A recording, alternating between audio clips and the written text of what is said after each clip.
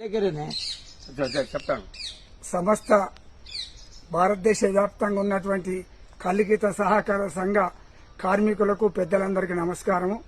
నా పేరు చెరుకు రాములు, మాది వల్మిడి గ్రామం, పాలకుర్తి మండలం, జనగామ జిల్లా. అయ్యా, ఒకటే నేను మనవి చేయదలుచుకున్నా, సమస్త కులాలల్లా సమస్త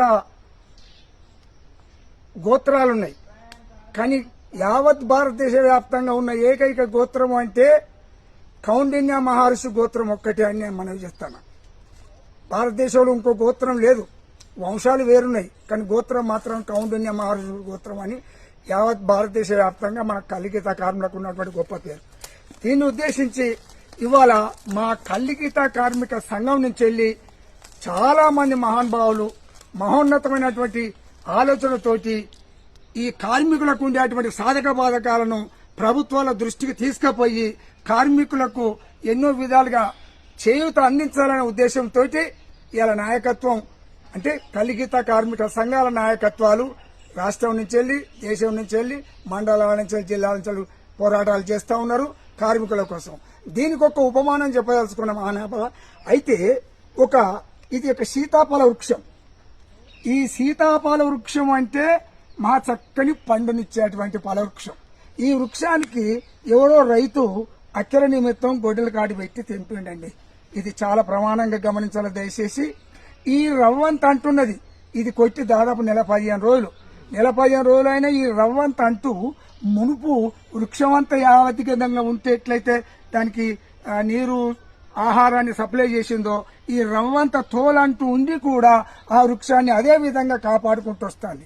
అంటే దీన్ని బట్టి నేనేం దయచేసి మనవి చేస్తానంటే, కౌండిన్య మహర్షి గోత్రం అనేటువంటి కల్లిగీత కార్మిక సంఘంలో నాయకత్వం ఏం చేస్తున్నాయంటే మొత్తం పెద్ద హృదయంతో వాళ్ళకు ఉన్నటువంటి అమూల్యమైనటువంటి కుటుంబ సమస్యలని పక్కకు పెట్టి గీతా కార్మికుల కోసం పోరాటం చేస్తారు.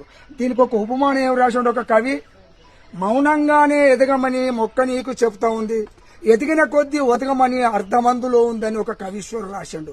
అది ఒదిగినా కూడా దాని యొక్క జీవిత గమ్యాన్ని మర్చిపోతలేదు, ఆ వృక్షాన్ని పోషిస్తా ఉన్నది. ఇంకొక మహానుభావుడు ఏం రాశాడు ఒక చితక పద్యంలో, కులములోన ఒకడు గుణవంతుడు ఉండనే కులము వెలేయు వాని గుణము చేత అన్నాడు.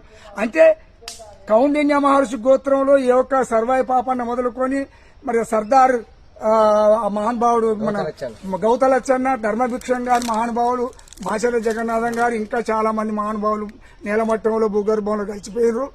ఇప్పుడు పోరాటం చేసే వాళ్ళందరికీ నేను అభినందన చెప్తాను. అయితే ఈ కుటుంబం అనేది ఇలాంటిది. ఈ కుటుంబాన్ని అనే ఈ సీతాఫల వృక్షమే ఉదాహరణ.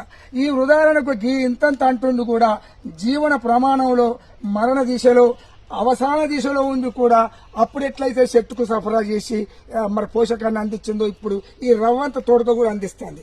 దీని ఉపమానం నేనేం దయచేసి మనవి చేస్తానంటే, కౌండిన్య మహర్షి గోత్రంలో ఉండేటువంటి కల్లిగీత కార్మికులందరి శ్రేయస్సు కోరి ప్రభుత్వాలతో పోరాటం చేసి కార్మికుల హక్కుల సాధన కోసం ఇలా నాయకత్వం పనిచేస్తుంది. ఈ నాయకత్వానికి నేను మా వల్మిడి గ్రామం కల్లిగీత సహకార సంఘం తరఫున కృతజ్ఞతలు తెలియజేస్తున్నా. ఇంకా రేపు రాబోయే తరంలో కూడా చాలా కష్టాలు తప్పినాయి మనకు. ఒకప్పుడు మనకు ఎట్లుండేదంటే అటు భూస్వాముల పోరాటం, ఇటు ఆబ్కారీ దందా అంటే ఎక్సైజ్ డిపార్ట్మెంట్ వాళ్ళు నెంబర్ అందాలని, దారగో పంతులని, చెట్టుకు మార్కేయాలని, లైసెన్స్ నామాని, పైమాస నామాని, చెట్టుకు నెంబర్ వేయకపోతే బిలా నెంబర్ అని దానికి పెండ కొట్టి కార్మికుడిని మోకు ముస్తాలు గుంజుకొచ్చి బొడ్రాయి కాడ పెట్టి అరో లక్షణాన్ని ఏడిపించిన కాలాలున్నాయి. అప్పుడు పట్టదారులతో ఒక బాధ, నాయకులతో ఒక బాధ, ఇటు దొంగల దొరలతో ఒక బాధ, కార్మికులు నుంచి బాధలు అనుభవించారు. ఇప్పటి పరిస్థితిలో ఈ నాయకత్వాలు పోరాటాలు చేసి ప్రభుత్వాన్ని ఒప్పించి మెప్పించి ఇవాళ ప్రతి కార్మికుని జీవన వృత్తి కోసం ఏమైనా పర్మనెంట్ డిజాబిలిటీ అయితే 5 లక్షలు, టెంపరీ డిజాబిలిటీ అయితే 25 నుంచి 50 నుంచి 1 లక్ష వరకు మరి ఎక్స్గ్రేషియా ఇస్తా ఉన్నారు. ఇది మా సంఘాల నాయకులు పోరాటం ఫలితంగానే జరుగుతుంది.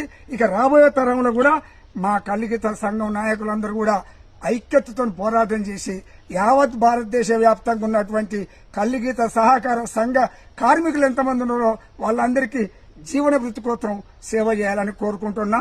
జై భారతమాత.